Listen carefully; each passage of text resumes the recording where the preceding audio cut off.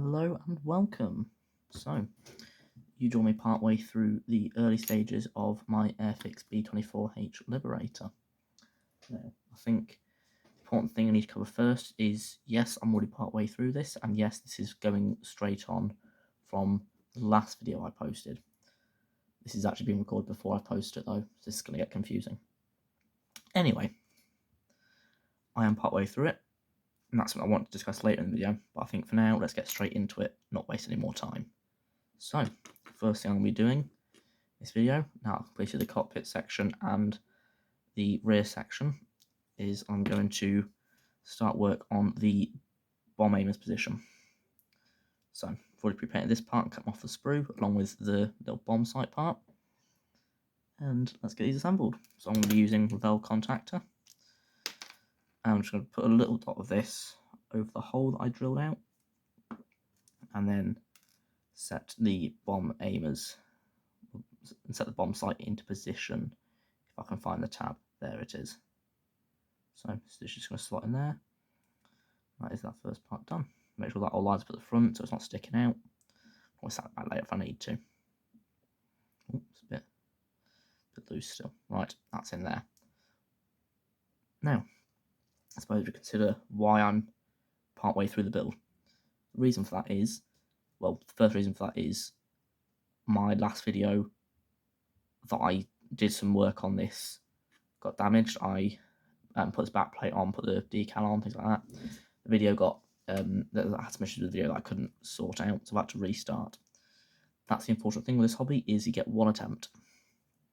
So, the second reason for this is I'm not going to be covering every single thing in these videos, otherwise it will be so long. So long. So I'm going to do it in parts, and I'm just going to do bits here and there. Not everything's going to be shown on camera. I'll explain what I'm doing, but not everything's going to be done. Because otherwise you're going to be sat here listening to a very, very boring monologue. And sometimes no talking at all, because I'm like that. So, I suppose the next thing to get into is actually working on the nose. Actually, now I'm going to assemble that part first. So, I need F6. So, this video is also going to be a bit of an approach as to how this channel is going to work, how I'm going to run things, and my other channel. I suppose that's the first one I want to get into, is the other channel. Those of you that come across from there, you will know I run a history channel. It's called AV8 History. AV-8. 8 is in the number. To be honest, there's no point you go and searching it up, because I am thinking about, I mean, this isn't definite, but I'm considering shutting that channel down, moving everything onto here. The reason for this, so that's what I'm doing here. I should probably explain what I'm doing actually. I've just cut off the sprue. Now I'm going to sand down all these little sprue gates and bits. And cut that one off actually, because that's quite a big one. So, the reason for my decision is I feel like it's just hard. It's going to be hard for me to keep two channels running at once and keep a consistent upload schedule. So I've decided what I'm going to do is I'm going to turn that into a podcast style thing. I'm going to move on to this channel. So if I've not got a subject to talk about in the video, I will talk about the history of either the kit, or more probably talk about the history of the aircraft or tank or whatever it is I may be making. This allows for more variation in my content. I can make content on things like ships, tanks, if I'm building them. Probably won't. I'll probably stick mainly to aircraft because that's my main hobby. But it allows a bit more variation. And also it reduces my workload. So it may well be that sometimes the kit that I'm building doesn't actually match the subject I'm talking about. It's more just a background, and that means it can be used as a podcast as well as actual channel. Use my knife here to scrape away some of the parts on the kit where I can't really get in there with the file as easily. I believe this is for the these be the ammunition boxes and the ammunition tracks for the gunner. With the guns in the bomber's position, he wasn't. Yeah, so that's how that's going to work. I think this isn't a definite decision yet. This is just a temporary. This may be the case, may not be the case. Plus, I don't really enjoy making those videos as much as I'd enjoy making these videos. So I think that's probably the best solution. So what we'll do here is I'm using my Vel contactor again. I'm just going to put a bit of cement actually. I'm going to do something else first. I'm just going to scrape away the paint around the edges of this a little bit, just to make it a bit better bond between the plastic. Because otherwise it won't bond properly and it'll just keep coming loose, which is never a good thing. So throw a bit of plastic away. I'm going to glue along the inside of here, taking care to make sure I don't just get it everywhere. And then I'm going to glue this into position. I believe these tracks run in, they run in front of here. So this build is going to be, obviously, like I said earlier, it's going to be having multiple parts. Not everything's going to be shown, but I will try and show at least bits of every section. Next thing I'll talk about regarding that is this is going to become a bit of a tutorial build. So I did the tutorial on how to sort of get started and how to start on your first kit. This is going to become a tutorial build, and I'm going to do lots of tutorials on things like dry brushing, washes, all things like that. All interesting things. So that is that part assembled. I didn't sand that down. But yeah. That's alright, not a big issue. I'll leave it, no one's really going to notice. So now we are onto the walls of the cockpit. So a big part already starting to come to shape a little bit. So I'm doing the same thing as before. I'm just going to cut away the parts from the sprue. Then I will get these assembled together. So you may find that there's some quiet points in the video. You're more welcome to skip past these. Usually it's just me building or painting or what have you. And at the end of the day, this hobby is also, it's still a hobby for me. So it won't be that I'm always talking or I'm always doing something that interesting. Because there are points in the hobby where it isn't that interesting to watch. So I will try and cut them out where I can. But I will also keep some of these bits in. Because at the end of the day, it gives a better representation of the hobby as a whole, I think. So I'll leave most of them on there. And then what I'll do is I'll leave the top ones that are on the actual outside on, and I'll just sand them down in one piece because they'll probably line up in most places. It's really not bad example because there's lots of bits still stuck on. If I trim away these bits that are actually obstructing it, you'll see that in a lot of places they're going to be on the outside where I have to do work later anyway, so I might as well leave them and do them at once so they're a bit more even. Where it's instructing the inside, I will sand away. Just make sure I get as clean a bond as possible and don't need to worry about filling too much. That's a bit of a dodgy cut, but oh well. Sort of ripped it off rather than cut it away, but that's alright, I'll just fill that in later. It's a problem for future me.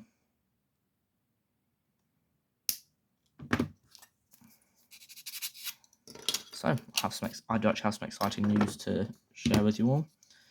For those of you that live in the Lincolnshire area, particularly around Mablethorpe and Sutton, I will not only be attending, but I'll actually be displaying some of these models, including possibly this one, at the Sutton-on-Sea Model Show on the 11th of July. Falls on a Saturday, it'll be 10 till 4, I believe, the Merridale Centre, subject to change on all of that. It may not go ahead, but it should be going ahead. It went ahead last year, and from what I understand, it was a really good, really nice show. Yes, so I'll be there displaying, hopefully, and hopefully see some of you guys. It's always a nice thing to be able to see people and talk models. I think caught that bit with my finger, so I'm just going to cut this away again. This is a bit of a labour of love. It's just trimming these parts away. So tell you what, I am going to cut here and come back when I'm done. So something I'm just now noticing is on these panels here. I'll just scrape those from the paint. You can see there's ejector pin marks. Well, you can see them just there, those little rings. Now, what ejector pin marks are is when the kit is injection moulded, they have to use little pins to essentially push the parts out of the mould. They will try and put them on the sprues where possible, but occasionally on bigger parts, like fuselage halves, things like that, they have to put them on the inside. In a system like this, where it's a part that's you can see everything, you do have to do everything you can to try and hide them. So that's it. That is unfortunate, but at the end of the day, that's something that I'm going to have to deal with. So that'll just be a job of cutting them out or sanding them down or whatever you may want to do with them. And just referencing them to how they fit with the part that sits inside of there. So you can see it sits a bit away from the line up. Yeah, there we go. Do you see that's got a tiny gap there? It's not the end of the world, but it's not great, so I'm going to try and get rid of that.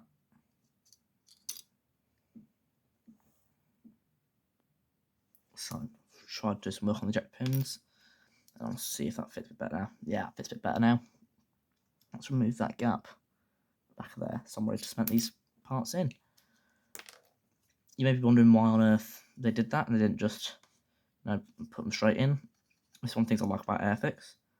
They do this so that way they can have different variants of a kit all in the same boxing. Just quickly do this. What that means is it tends to be cheaper to get a kit because if they want, I mean, they did after they did this B-24H before, I can't remember which order it was in.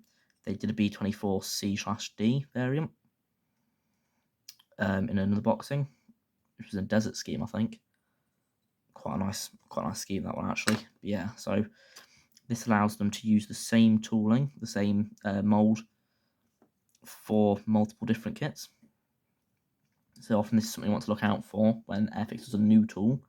If there are areas like this, that indicates there's a chance for a new version of that kit to come out in the coming years, usually the year after. Occasionally they'll be released at the same time, so it's not really a big issue, but mostly tend to get released. Oh crap! Tend to get released at different times. That way, it keeps the interest high. People think, oh, I'll buy that. It's close to the variant that I want, and then the next year the variant they want comes out, and they go, oh, buy that one as well. So at the end of the day, bit of corporate trickery, but you know what? You do you. I'm not exactly offended by that. Now, I've lost the lid. This is always handy when you lose the lid to your Revell contactor cement, because then it dries out. Oh, it's there. Never mind. Found it. Right. So, what is next? Next is to assemble the parts. So, before I do that, I am just going to do some quick paint work. I'm also going to teach you how to dry brush and do washes. So, where are we? Need silver, so I'll get the lead belcher back out. This is what I use for a lot of my silver. It's great paint from Citadel. Absolutely love it. I need 100. What is 100? One of the very useful things you can get online is this. It is my Humbrol shade chart. I've had this for a long time now. It's absolutely great. It has all your Humbrol shades in it. So I know, so if I need, for example, shade 100, I can go in here, see it's red-brown, and I can tell, okay, that's roughly the colour that I need. If I don't have that exact colour, I can reference it to other ones. Or I can use their reference charts at the back and actually convert my colours. It's a nice thing. But I need a reddish-brown colour, so that's what I'm going to find. Then what we'll do now, I'll try and dig back my drawer, see what I can pull out. So I will do that, and I'll be back with you. So after looking through my paint stash, I've discovered I don't have that colour. I don't have that colour in acrylic. I don't really want to faff about with enamels at this stage in the build because it just seems a bit pointless to me. And to fit about with the thinners and all that sort of nonsense. Save them for the exterior if I need them. So instead, I've gone for this Cambion Crimson from D&D collection of the Army Painter range. I really do like my Army Painter paints. They are really nice. I have War Painter. I have something else. I've got a lot of their paints. They are great little things. They are. They also make some very nice diorama bits for like D&D. For I use some for Warhammer as well. They make some really nice stuff. So I'm just going to apply a bit of this after shaking it up onto a palette. By palette, I mean a random bit of lid that I pulled out of the recycling. That's something you can do in this hobby. Recycle. It's great. With the amount of plastic that gets consumed in this hobby, it gets thrown away. you might as well try and save some of it where you can. So just find brush. I'm just going to very carefully apply this colour onto these ammo boxes. I may find that this needs multiple coats because it is the colour of its nature. If that is the case, I will come back and do another coat later once it's sealed in. It's just to get the base coat down, and then I can come back and do another coat in a second. Well, I can do it straight on top actually by the looks of things. Yeah, put it straight on top, even better.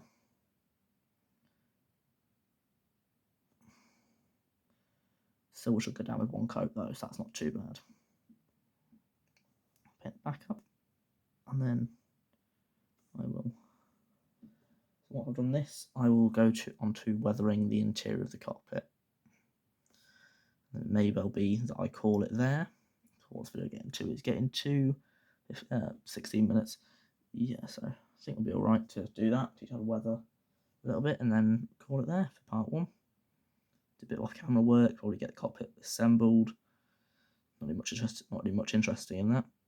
And then once we've done that, then I will move on to part 2, assembling the backside of the B-24.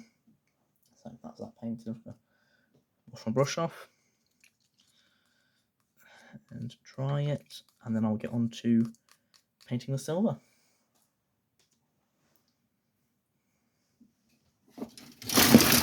Crap. Well, that's gone well. Right, that all sorted. That's when you should really concentrate a bit more stuff like that happening. So, yeah, what happened is I caught the sprues with a bit of tissue and it just ripped them off the stand that I've got next to my workbench. But it's alright, nothing got damaged. So, let's carry on. Oh, for God's sake. Not a good day for thee, hey. So, I'm going to use this lead belcher from Citadel Paints. I'm just going to clean off the inside of this lid bit here, tilt it back. Then I'm going to use that to get some paint off and paint up this ammo belt, sorry. So I'm just going to apply this straight over the top. And then I'm going to brush it into all the finer details by brushing in the opposite direction and parallel to those little slits to make sure I get all the details nice and picked out. Then I will go over and apply a wash to this because it doesn't need, because this is all in metallic, it won't really need dry brushing. I don't like to dry brush metallic things that are, like a metallic colour. If it's something like this black, for example, I will dry brush on, except I've already done that actually, sort of. Don't know where you can see it, but I have already been on and done that. And then, yeah, if it's something like metallic, like a silver or something, then I won't bother with dry brushing, because it's just a bit of a excessive thing for me to do, at least in my opinion. Some people will, I personally don't. Once again, it's your hobby. You do as you please, and what makes you happy with your build. So now that's done, I'm going to do one final bit of painting. I'm just going to paint up this bomb sight in black. So what I'm going to do is I'm going to use my Vallejo Model Air Black 71057. Then I'm just going to do exactly the same as I have with the red. I'm just going to apply it onto a palette in a second once I clean my brush. I'm just going to apply a little bit onto a palette, and then I will brush that onto the model. So this one, if you watched my last video, or my first video, keep forgetting there's another part that comes before this. So if you watch my first video on how to get started, you'll know that I have a bit of a love-hate relationship with Model Air. It's great for certain things, you can still brush paint with it, but personally I prefer to use Model Colour or a different acrylic brand, because these can come a bit thin. Because at the end of the day, they are designed for airbrushes, they're not designed for brush painting. Which is why I much prefer something like Attacker Blue Line. Unfortunately, I'm out of my last bit of Attacker Blue Line. I need to get some more ordered, really. But it's great because you can use it for brush painting and for airbrushing. I don't do much airbrushing, because my airbrushes seem to always be clogged up. It's a joy.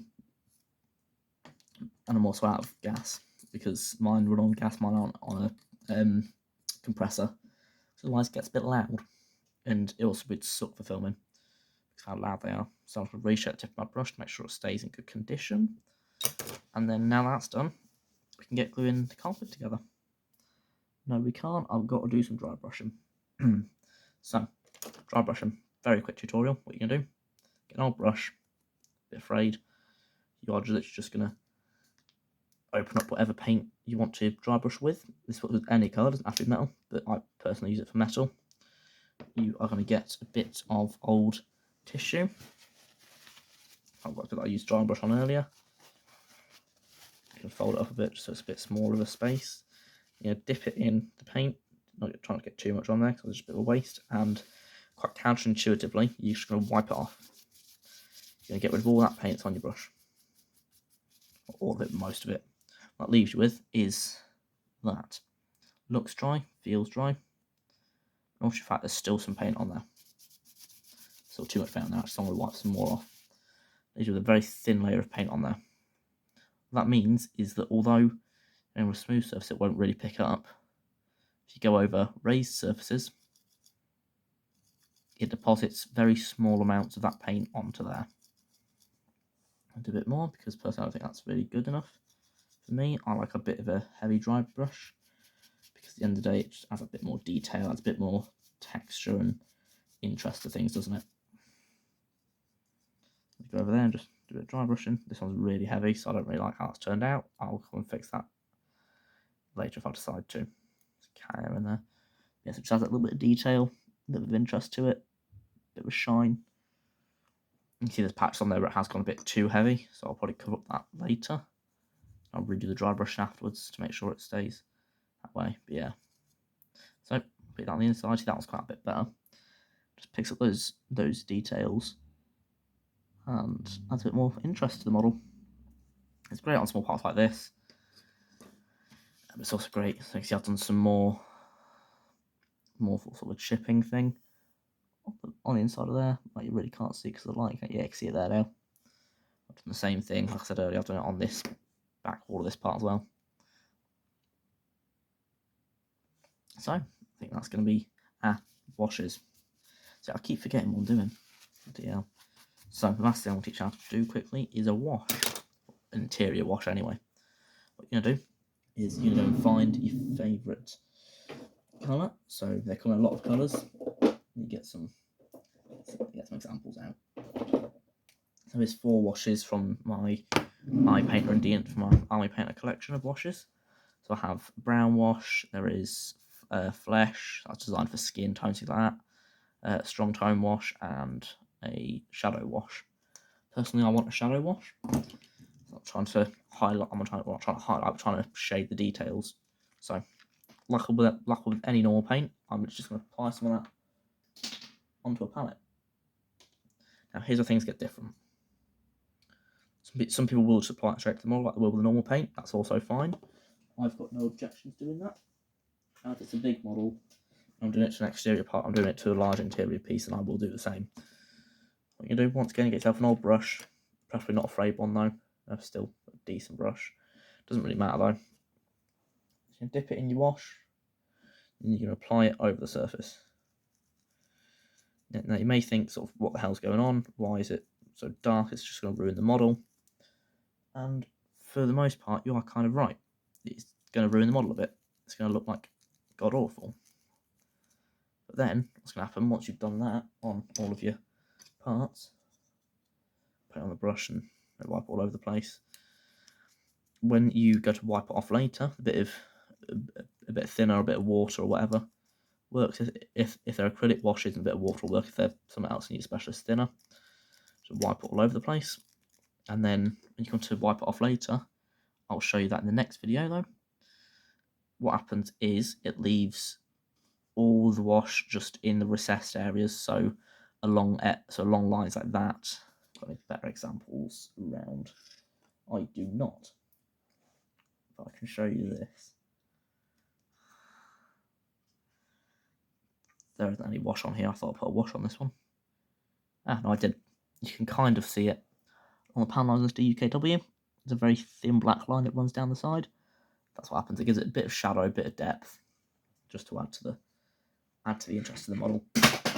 I've just dropped it. Yeah, not having a good day today, as you can already tell. Oh, it's undamaged. That's a shocker. Right, so I think that's going to call this video there. So I hope you enjoyed this quick video. There'll be another one of these coming out soon, and I will see you in the next one. Talk to you then.